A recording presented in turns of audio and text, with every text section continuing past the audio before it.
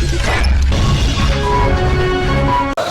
के खिलाफ केंद्र सरकार के तीनों कृषि कानून वापिस लो, वापिस लो, वापिस लो। बदल दो, ताज बदल दो, बेईमानों को राज बदल दो। खट्टर सरकार मुर्दाबाद, मुर्दाबाद, मुर्दाबाद। बीजेपी सरकार मुर्दाबाद, मुर्दाबाद। तो लगातार यहाँ किसानों का प्रदर्शन जारी है और आज किसान कृषि बिलों के जो है विरोध में यहाँ हरियाणा और केंद्र सरकार के विरोध में आईएनएलडी सड़कों पर उतरी है और आज ज्ञापन भी डीसी के मार्फत यहाँ पर वो देने वाले हैं, लेकिन जो मेन गेट है यहाँ पर बंद कर दिया गया है।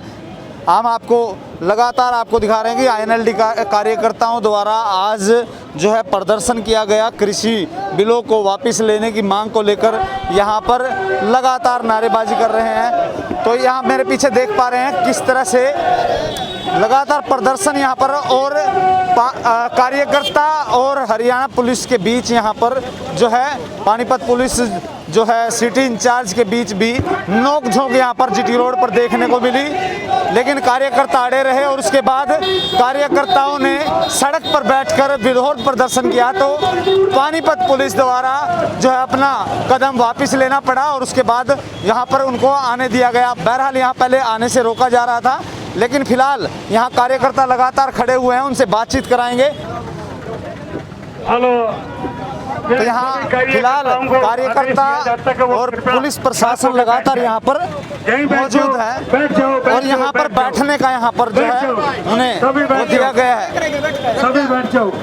तो ये तस्वीरें आप साफ तौर पर देख पा रहे हैं, पुलिस प्रशासन ने यहाँ पर जो है अंदर जाने से रोका है और कार्यकर्ता यहाँ पर बैठ गए हैं मेन रास्ते पर, जहाँ पर एसपी, डीसी और आला अधिकारी यहाँ से गुजरते हैं। उस गेट को बंद कर करके सामने यहाँ पर कार्यकर्ता बैठ गए हैं। आप देख सकते हैं किस तरह से लगातार जो है उनका विरोध प्रदर्शन जारी है। युवा नेता हमारे साथ हैं, उनसे जानने का प्रयास है। आज सड़कों पर उतरे, हरियाणा भर में यह प्रदर्शन किया जा रहा है पानीपत में। पूरे हरियाणा भर में इंडियन नेशनल लोकदल पार्टी की तरफ से हर एक डिस्ट्रिक्ट हेडक्वार्टर पर चौधरी अभय सिंह चौटाला दिशा निर्देशों के अनुसार हर एक हेडक्वार्टर पे आज ज्ञापन देने का काम कर रही है इंडियन नेशनल लोकदल पार्टी। अब आज यहाँ पर आपको रोक लिया गया है, पुलिस प्रशासन से भी काफी यहाँ पर नोकझोंक हुई, क्या कारण है, किस बात को लेकर के? ये एक तरफा बीजेपी की गुंडागर्दी है, ये कहीं पर भी विपक्ष की पार्टी को आवाज को दबाने का काम कर रही है। हम तो सिर्फ एक अपना ज्ञापन देने का काम यहाँ पर इंडियन नेशनल लोकदल पार्टी की तरफ से आ गया। आप सबके सामने है, देखो कैसे पुलिस के गुंडे और बीजेपी की तरफ सरकार से दिशा निर्देश पाकर के गेट रोकने का काम कर रहे हैं।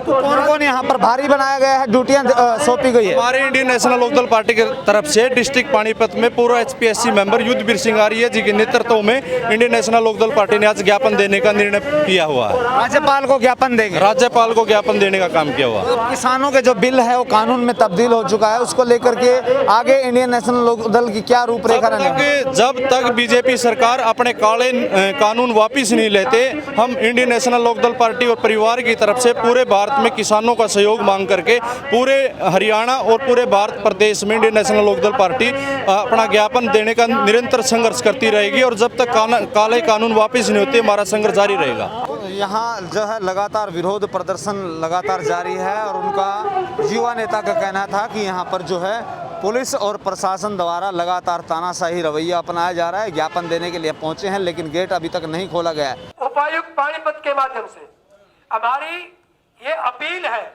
उपायुक्त महोदय अपनी जिम्मेवारी को समझे और इंडियन नेशनल लोकदल के कार्यकर्ताओं की ओर से दिया जाने वाले ज्ञापन को खुद आकर के ग्रहण करें। पहुंच चुके हैं, हम इनका स्वागत करते हैं और उनसे निवेदन करेंगे इस बात का कि जो हमारा ज्ञापन है राष्ट्रपति महोदय को देने का काम करें। इनेलो पानीपत प्रभारी राष्ट्रीय उपाध्यक्ष युद्धवीर जी हमारे साथ हैं।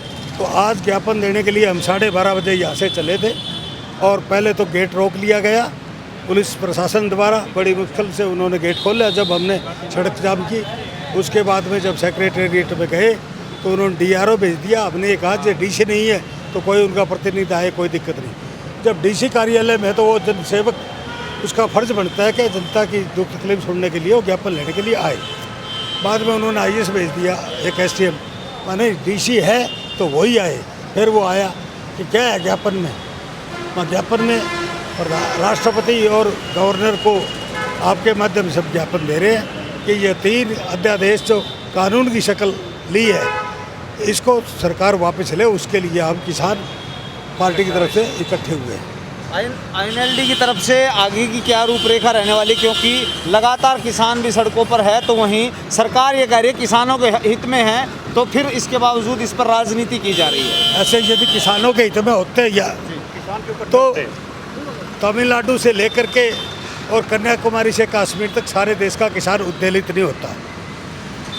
2006 के अंदर बिहार में इन्होंने ये कानून लागू किया था, तो बिहार की क्या गत है वो आज सारा देश देखने लग रहा है। हम हरियाणा को बिहार नहीं बनने देंगे, कुछ भी हो हम सरकार को मजबूर करेंगे काला कानून वापस लेने के लिए, और जब तक नहीं लेंगे तब तक हम इंडियन नेशनल लोकदल किसानों के साथ लामबंद होकर के संघर्ष करते रहेंगे।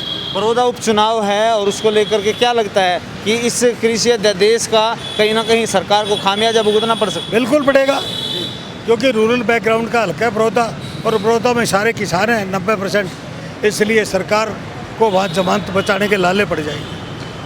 ये थे युद्धवीर सिंह, जो कि उनका ये कहना है कि किसान के जो है विरोध में यह कानून लाया गया और अब इसका खामियाजा कहीं ना कहीं बड़ौदा उपचुनाव में सरकार को भुगतना पड़ेगा।